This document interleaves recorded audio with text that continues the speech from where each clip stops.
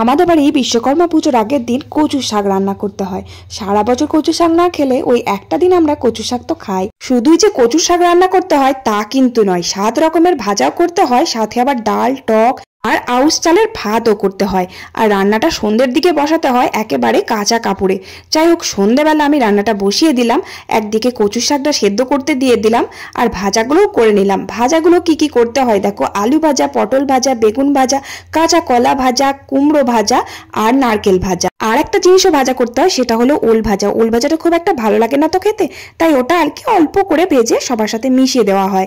যাই হোক, সব ভাজাভুজি আমার কমপ্লিট হয়ে গেছে। আর ভেজে ভেজে ঠাকুরের জন্য কিছুটা করে তুলে রাখতে হয়, তুলে রেখে দিয়েছি আলাদাভাবে। তারপর একটু কুমড়ো আর ঝিঙে দিয়ে টকও করতে হয়, আর নারকেল কোড়া দিয়ে কচু শাকটা রান্না করতে হয়, এটাই কিন্তু নিয়ম। তারপর সবশেষে খেসারির ডালটাও রান্না করে নিলাম। লাস্টে ভাতটা বসিয়ে আমি একটু রেস্ট নিয়ে দোকানে গিয়ে আলপনাটা দিয়ে তারপরে বাড়ি এসে খাওয়া দাওয়াটা করে নিলাম।